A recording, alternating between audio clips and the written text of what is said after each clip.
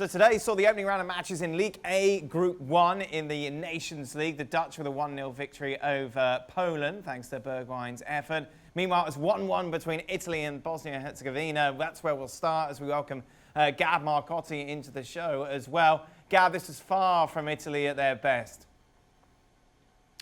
No, that's right. And, you can whip out all the mitigating factors that you like with the fact that, it's preseason and COVID, and this team hasn't played in a very long time. But, after 11 wins on the bounce, you expected a little bit more. And also, all those factors applied to Bosnia as well. Even the issue in midfield, where I thought Italy really struggled without Verratti and without Jorginho, in terms of moving the ball quickly. Well, Bosnia had their own major absentee in Miralem Pjanic. So issues at the fullback position, particularly on the left with Biraghi. So it's just a reminder, I think, that this team, while there is a lot of talent there and there's a lot of youth there, they're far from the finished article. Meanwhile, Shaka, you were tasked with watching the Dutch game against Poland. How would you sum this up for us? Yeah, you use the correct word there. This was a task. It was not an easy watch, keeping in mind that we are talking about in the Dutch, a team that got to the final in the first edition of the Nations League. But Poland came out to defend and hoped to get something on the break, and they almost did. And even that was being generous, bringing a save out of Hutchison in the first half. But this was all about Dutch, and more to the point, Dutch frustration. And until you saw Memphis Depay kind of dropping into midfield and playing a little bit deeper, brought the best out of what we've seen in the game in the first half, with De Jong hitting the post, the last kick before the halftime whistle, and then De Jong unlocking that resolute Polish defence. You just weren't quite sure where a goal was going to come from.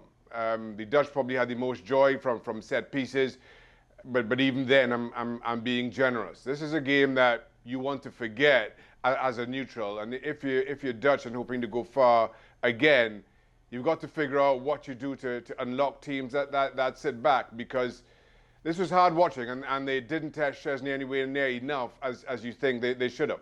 Shaka, maybe a little bit negative about this game. If only we had someone on who could put a positive spin on it. It might be one of the other boys, because I was watching Scotland tonight and there was no positives there, Dan. Oh, let me tell you now. I was in Brussels for the Belgium game.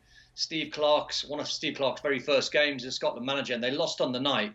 But they played some really good football, Scotland. About Scotland. Why are you talking about this that, is going to be attractive We're talking about football. League 1, Group A. You're bringing up Scotland against Israel. Because that was the game I was watching. I wasn't watching Italy. I wasn't watching Holland. I was flicking, and I landed on Scotland, getting embarrassed by Israel. I thought before the segment you said you saw Holland. That's why I went to you for the Holland. You said you were flicking. Well, I did flick on Holland. I flicked on it. I seen Nathan Ake, I seen Virgil van Dijk, I seen some decent football. Wasn't the best game in the world, so I flicked back over to Scotland. Brilliant.